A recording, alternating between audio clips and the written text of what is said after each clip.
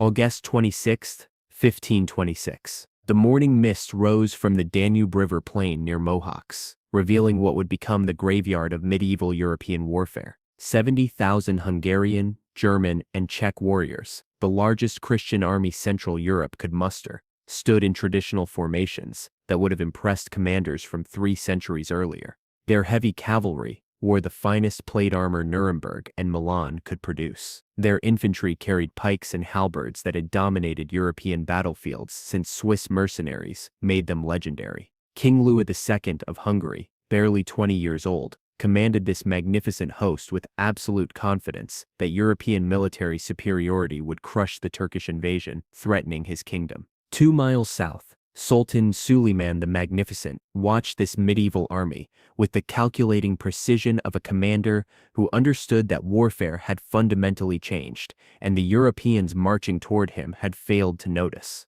His 20,000 warriors represented something revolutionary, a professional military force built around gunpowder weapons, coordinated tactics, and centralized command that made traditional European feudal levies obsolete. The Sultan had brought 100 bronze cannons, whose firepower exceeded anything European forces had experienced. His Janissary infantry carried matchlock arquebuses that could kill armored knights from distances where crossbows were useless. Most critically, Suleiman commanded soldiers who fought as unified army rather than collection of competing noble contingents. The mathematical disadvantage, 20,000 against 70,000, concerned Suleiman's advisors, but not the Sultan himself. He had studied European warfare for decades and recognized that numbers meant nothing when facing enemies who couldn't adapt to military revolution that gunpowder had created. By sunset, the flower of Hungarian nobility would lie dead in muddy fields. Central Europe would lie defenseless before Ottoman expansion, and the medieval world would learn that traditional chivalry had become suicide against modern weapons and tactics. The strategic context of this confrontation transcended simple territorial dispute. Since Mehmed II's conquest of Constantinople in 1453, the Ottoman Empire had expanded relentlessly into the Balkans, threatening Hungary's southern borders with increasing pressure. Multiple Ottoman raids had devastated Hungarian territory, but these were reconnaissance operations and psychological warfare rather than serious conquest attempts. By 1526, Suleiman had decided that piecemeal expansion was insufficient. Hungary would be conquered completely or destroyed utterly. King Louis II faced this existential threat with handicaps that doomed Hungary before battle began.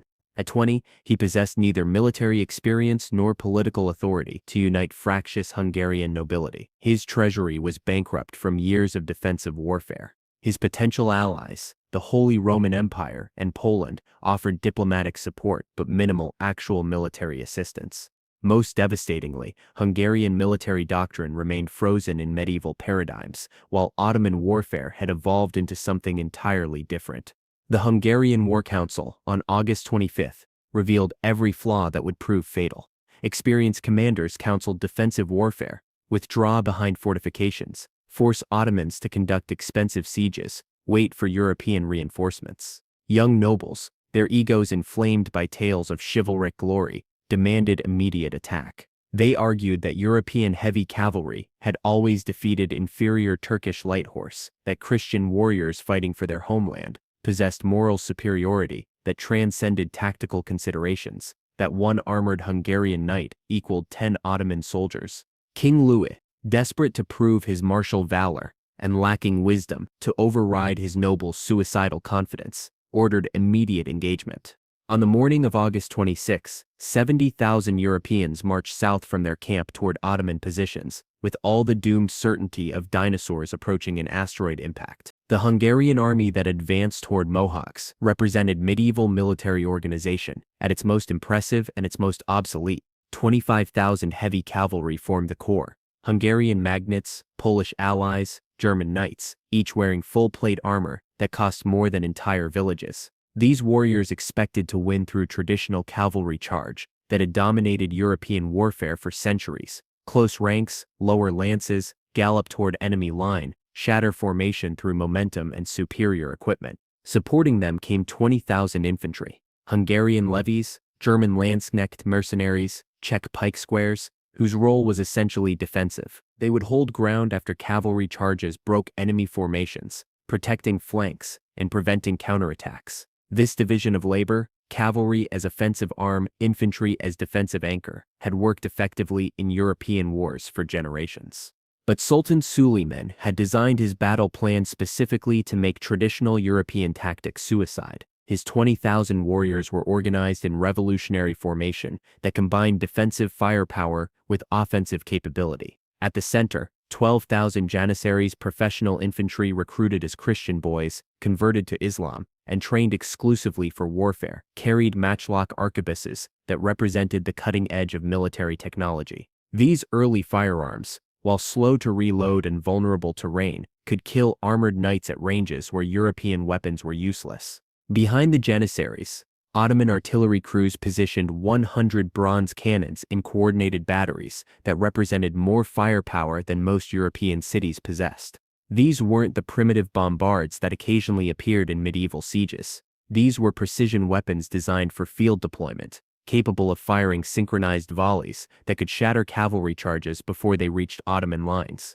On the flanks, 8,000 Sipahi cavalry waited in concealed positions, ready to exploit gaps created by gunpowder weapons. Unlike European heavy cavalry relying on single decisive charge, Sipahis fought with tactics perfected over centuries of steppe warfare, mobility, harassment, coordinated attacks designed to exploit enemy weaknesses rather than overwhelm through brute force. The battle began at 11 a.m. when Hungarian vanguard came within range of Ottoman artillery. What happened in the next 30 seconds would define everything that followed. 100 bronze cannons fired in coordinated salvos that demonstrated Ottoman artillerists had mastered timing and coordination that European gunners wouldn't achieve for another generation. The sound alone, 100 guns firing within seconds, created auditory assault that panicked horses and deafened men. The effect of cannonballs tearing through tight Hungarian formations exceeded psychological impact. Entire units simply ceased to exist as organized forces, transformed into scattered survivors, too stunned to maintain discipline. European forces had faced artillery before, but never at this scale or with this level of coordination.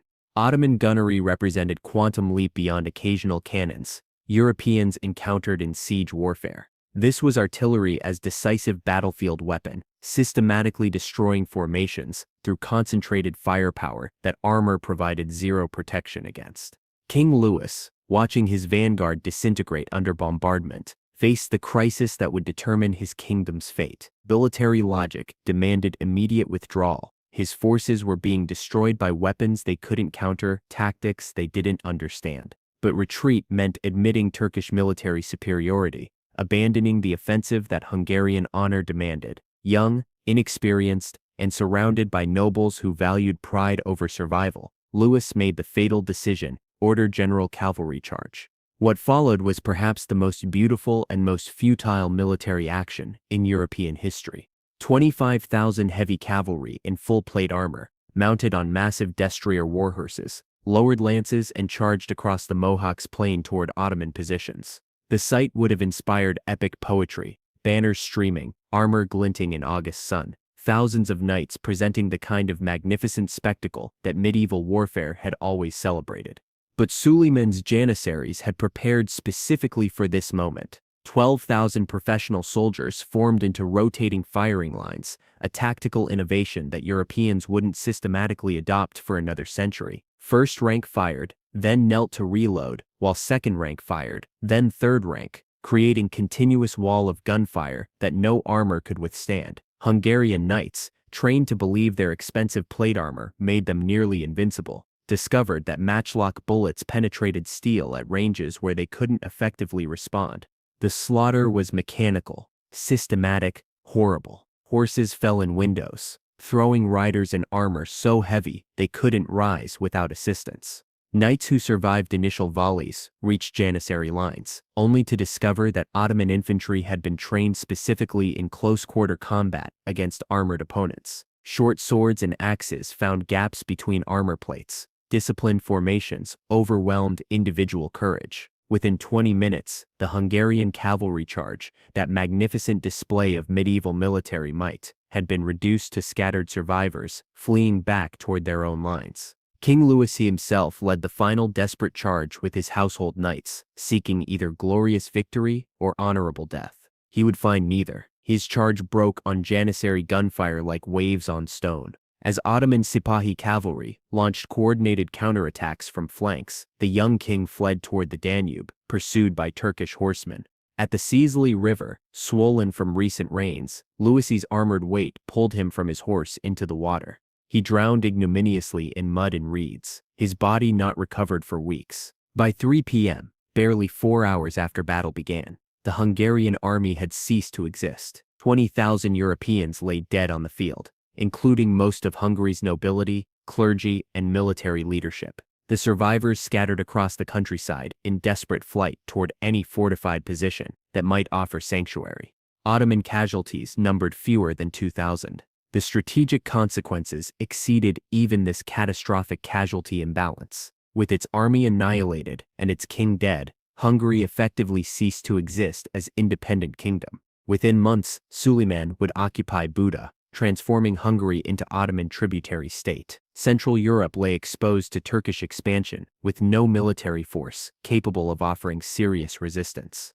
The Battle of Mohács marked definitive end of medieval warfare and beginning of gunpowder age, where technology and tactics mattered more than individual valor. European military establishments, forced to analyze why their finest warriors had been destroyed by numerically inferior forces, gradually adopted Ottoman innovations: professional standing armies, gunpowder infantry, coordinated combined arms tactics. But the lesson came too late for Hungary, whose defeat at Mohács cost it independence for the next 4 centuries. Sultan Suleiman, the Magnificent, had proven that military revolution couldn't be ignored, that traditional tactics against modern weapons meant suicide, and that some battles mark historical turning points, where entire eras of warfare die in single afternoon.